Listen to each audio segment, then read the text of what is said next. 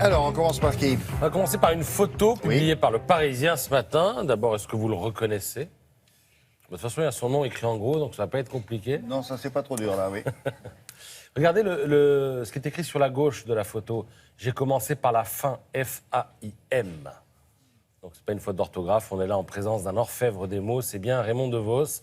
Mais où sommes-nous avec Raymond DeVos? Nous sommes dans le hall d'entrée de sa maison de Saint-Rémy-les-Chevreuses, qui devient un musée. Ah, d'accord. Avec inauguration aujourd'hui faite par Audrey Azoulay, en présence de Danny Boone, de Michel Boujna, de Lynn Renaud. Alors je rappelle que Raymond DeVos est mort il y a 10 ans et il avait souhaité l'ouverture de sa maison au public en faisant de la commune de Saint-Rémy les Chevreuses, dans les Yvelines, dans la région parisienne, donc, son légataire universel.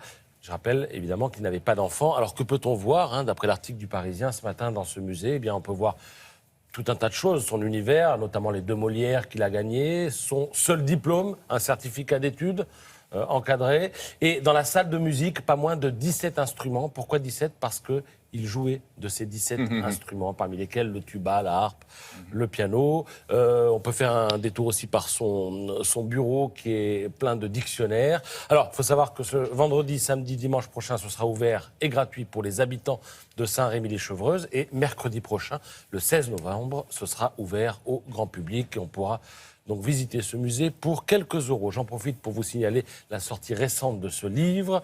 Regardez, si vous appréciez DeVos, vous aurez toutes ces vannes, tous ces bons mots sont là. Il ne gagne pas à être connu, mais pourtant, plus il est connu, plus il gagne. Ça, c'est du Raymond DeVos.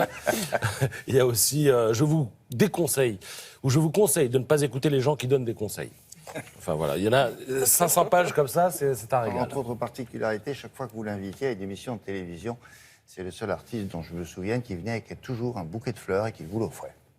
Quoi qu'il arrive, il venait avec son bouquet de fleurs.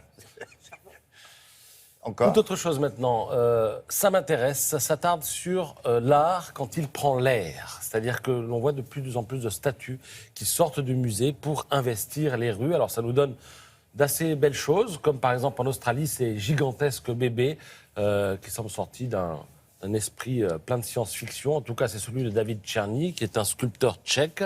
Regardez à Dallas, puisqu'on parle beaucoup de l'élection américaine. Ah oui, mais on connaît, lui. Alors, en haut, vous avez un troupeau. À Dallas, là, on a voulu rendre hommage à tous les cow-boys.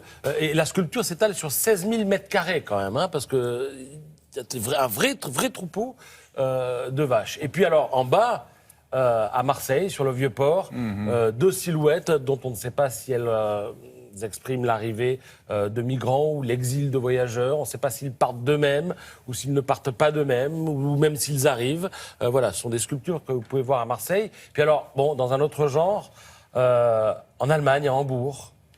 Ah, ça c'est drôle. Dans le lac qui est situé en pleine ville, cette sculpture de 4 mètres de haut, de 3 mètres de long, je parle de la tête, c'est du métal et de polystyrène.